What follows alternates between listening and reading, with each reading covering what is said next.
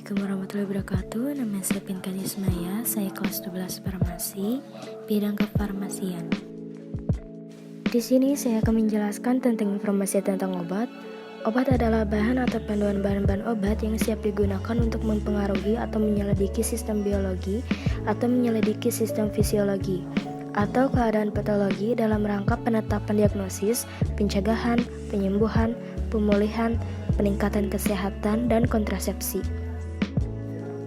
Di sini ada penggolongan obat, yaitu ada obat bebas terbatas, obat bebas dan psikotropika, dan obat narkotika. Di sini kita akan menjelaskan tentang golongan obat. Di situ terdapat logo hijau dengan lingkaran hitam, yaitu obat bebas. Obat bebas adalah obat yang dijual bebas di pasaran dan dapat dibeli tanpa resep dokter. Yang kedua, di situ terdapat logo biru, lingkaran hitam, yaitu obat bebas terbatas. Adalah obat yang sebenarnya termasuk obat keras, tetapi masih dapat dijual atau dibeli bebas tanpa resep dokter. Yang ketiga, di situ terdapat logo merah, yaitu di dalamnya yang berbentuk K, itu adalah obat keras. Obat yang hanya dapat dibeli di apotek dengan resep dokter. Nah, kalian sekarang tahu kan bahwa obat keras hanya terdapat di apotek atau di rumah sakit besar.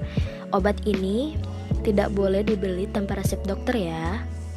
Selanjutnya ada obat psikotropika. Obat psikotropika terdapat logo merah lingkaran hitam dengan palang merah di dalamnya. Obat psikotropika adalah obat keras baik alamiah maupun sintetis, bukan narkotik yang berkhasiat psikoaktif melalui pengaruh selektif pada susunan saraf pusat yang menyebabkan perubahan khas pada aktivitas mental dan perilaku. Obat narkotika adalah obat yang berasal dari tanaman atau bukan tanaman baik sintetis yang dapat menyebabkan penurunan atau perubahan kesadaran, hilangnya rasa, mengurangi sampai menghilangkan rasa nyeri, dan menimbulkan ketergantungan. Jadi kalian jangan coba-coba untuk obat narkotika ya. Jangan coba-coba, inilah bahaya narkoba untuk kesehatan. Bahaya narkoba bukan hanya pada perilaku dan kondisi psikis penggunanya. Narkoba juga bisa membahayakan kesehatan tubuh secara umum, bahkan bisa menimbulkan gangguan sifatnya permanen pada beragam organ tubuh.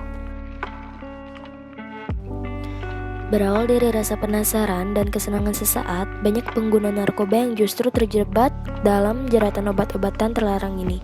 Rasa kecanduan tersebut seiring waktu dapat merusak kesehatan mental dan fisik atau bahkan keselamatan diri penggunanya.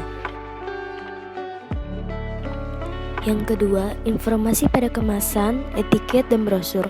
Yang kalian perlu ketahui yaitu nama obat, komposisi, indikasi, informasi cara kerja obat, aturan pakai, peringatan khusus untuk obat bebas terbatas, perhatian, nama produsen, nomor batch atau lot, nomor registrasi, dan tanggal kadaluarsa. Dan yang ketiga yaitu ada tanda peringatan. Tanda peringatan selalu tercantum pada kemasan obat bebas terbatas berupa 4 persegi panjang berwarna hitam berukuran panjang dan memuat pemberitahuan berwarna putih sebagai berikut. Yang keempat, ada cara pemilihan obat. Untuk menetapkan jenis obat yang dibutuhkan perlu diperhatikan A. Gejala atau keluhan penyakit, B. Kondisi khusus misalnya hamil, menyusui, bayi, lanjut usia, diabetes melitus, dan lain-lain. Yang C. Pengalaman alergi atau reaksi. Yang D. Nama obat, zat berkhasiat, kegunaan, dan cara pemakaian. Yang E. Untuk pemilihan obat yang tepat dan informasi yang lengkap, tanyakan kepada apoteker. Selanjutnya, bentuk sediaan obat padat. Tablet adalah sediaan farmasi yang padat, berbentuk bundar dan pipih atau cembung rangkap. Kapsul didefinisikan sebagai sediaan padat yang terdiri dari obat dalam cangkang keras atau lunak yang dapat larut. Cangkang dapat dibuat dari pati dan gelatin. Yaitu yang dimaksud kapsul tablet adalah bentuk tablet yang dengan lapisan gula dan biasanya diberi zat warna yang menarik. Yang keempat ada full piece, yaitu pulvis serbuk, merupakan campuran kering bahan obat atau zat kimia yang dihaluskan. Selanjutnya ada bentuk sediaan obat semi padat. Contohnya salep. Salep adalah sediaan setengah padat, ditujukan untuk pemakaian topikal pada kulit atau selaput lendir. Yang kedua ada krim. Bentuk sediaan setengah padat berupa emulsi kental, mengandung tidak kurang dari 60% air, dimaksudkan untuk pemakaian luar. Selanjutnya di situ ada suppositoria, adalah sebat solid padat, berbentuk peluru yang dirancang untuk dimasukkan ke dalam anus atau rektum. Suppositoria rektal. Vagina. Suppositoria vagina atau uretra, suppositoria uretra. Suppositoria umumnya terbuat dari minyak sayuran solid yang mengandung obat. Dan yang terakhir ada ovula atau vaginal suppositoria, merupakan sediaan padat yang digunakan melalui vagina. Umumnya berbentuk telur dan dapat juga memiliki bentuk lonjong seperti kerucut. Dapat melarut, melunak, dan meleleh pada suhu tubuh dengan berat umum sekitar 5 gram.